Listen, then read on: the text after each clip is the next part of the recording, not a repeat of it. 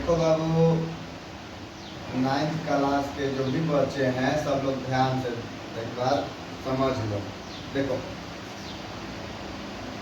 Board exam देने से पहले 9th का क्लास पढ़ना एकदम आवश्यक होता है। अगर आप 9th में अच्छा तरीका से पढ़ाई कर लेते हैं, सारा चीज़ समझ में अगर आ रहा है, तब 10th क्लास में आप लोगों को कोई परेशानी नहीं होगा। 10th क्लास में आपका अच्छा रिजल्ट, उन्हीं बच्चे का रिजल्ट अच्छा नहीं आ पाता है जो मतलब कि 9th क्लास में मेहनत नहीं कर पाते हैं। सोचते हैं कि 10th में जाने के बाद हम पढ़ाई करेंगे, वो सबसे बड़ी गलती करते हैं, क्योंकि 9th क्लास में ही बहुत सारा चीज़ है जो 10th वाले बता दिया जाता है। देखिए, आज के टॉपिक हम लोग का है आयत। ध्यान रखिएगा, आज के टॉपिक हम लोग का क्या है? आयत है, रेक्टेंगल इसको कहते हैं हम लोग। ध्यान रखिएगा। देखिए, सबसे पहले आप लोगों को कोई भी मैथ बनाने से पहले उसका फार्मूला याद रखना जरूरी है। अगर फार्मूला आप याद नहीं रख रहे हैं तो आप मैथ उसको अच्छा तरीके से समझ नहीं पाइएगा, बना नहीं पाइएगा।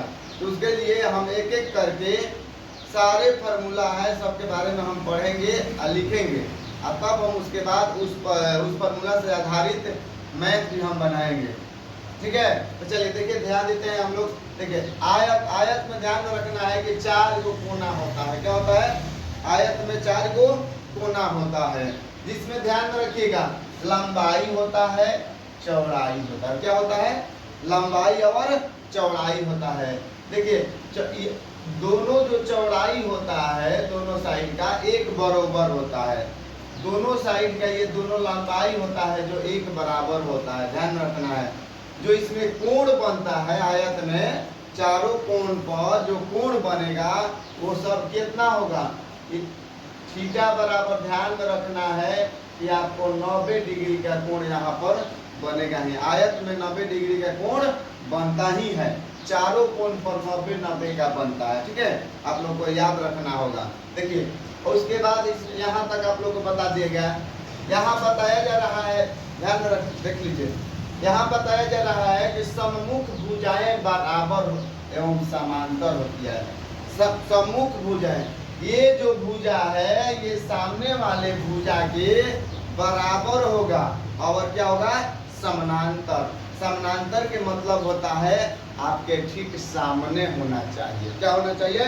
सामने होना चाहिए। ये सम्मुख और क्या है? सम्मुख भी है और बराबर भी है। ध्यान रखिए, समानांतर भी है और बराबर भी है। उसके बाद देखिए, विकर्णों की लंबाई जो होती है क्या होती है? समान होती है। विकर्ण, अब बात आया कि विकर्ण किसको कहेंगे? क्या विकर्ण हम किसको कहेंगे?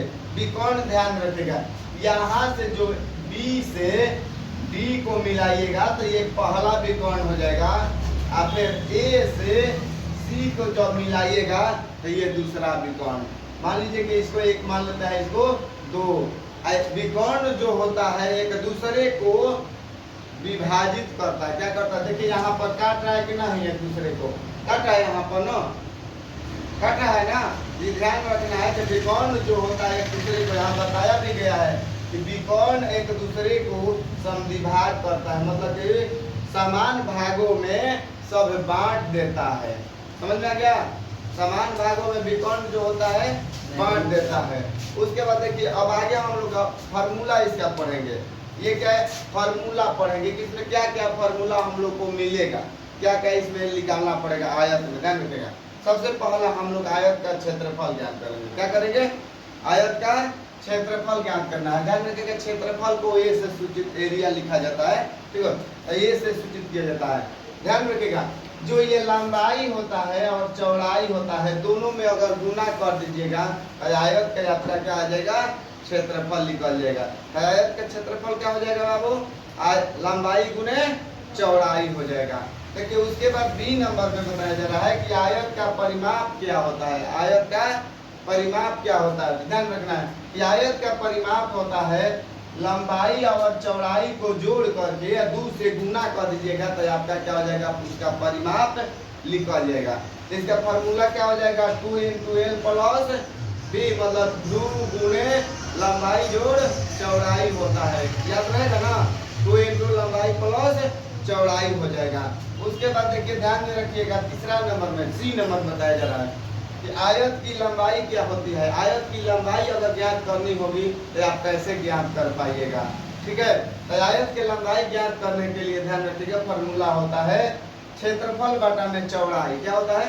क्षेत्रफल बटा में जो आयत का ये क्षेत्रफल आएगा उसके बाटा में हम क्या लिखेंगे, जो आयत का चौड़ाई होगा ये वाला भाग, ठीक है ना, चौड़ाई से भाग देखेंगे तो आपका आ जाएगा।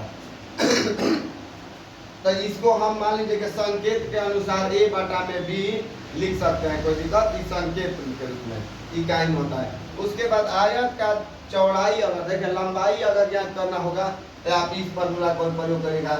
अगर चौड़ाई ज्ञात करना होगा तो आयत का चौड़ाई ज्ञात करने के लिए आपको क्षेत्रफल बटा लंबाई करना होगा। चेंज किया जाता है, अगर चौड़ाई दिया जाए रहे तो लंबाई से भाग देंगे, और लंबाई अगर ज्ञात करना होगा तो चौड़ाई से भाग देंगे। उसके बाद देखिए ई नंबर में आपको बताया जा रहा है कि आयत का विकर्ण कैसे हम ज्ञात करेंगे। आयत का जो ये विकर्ण होता है इस सबको कैसे हम ज्ञात करेंगे। आयत का विकर्ण ज्ञात करने के लिए ध्यान रखना है कि रूट अंडर लंबाई का स्क्वायर और प्लस में चौड़ाई का स्क्वायर अगर करेंगे तो आपका विकर्ण ज्ञात हो जाएगा। समझ में आ रहा है आप लोगों को? इतना ही फॉर्मूला है जो आयत का आपका पूरा जानकारी देता है। आयत के बारे में आप आयत से जुड़ी जो भी मैथ है आपको बनाने में मदद करेगा। इसको आप लोग किसी भी हाल में याद कर लीजिए कि कभी याद तो आप लोग कर लेते हैं तो आगे चल के आपको लाइफ में बहुत फायदा होगा। इस सबसे इस क्लास में इतना ही है, सब लोग अपना याद कर लीजिए, लिख लीजिए, क्योंकि आगे अब जो भी मिलेगा आपको इस आयत पर आधारित मैथ बनाने को मिलेगा। चलिए ठीक है, बना लीजिए तो लिख लीजिए तो आप लोग।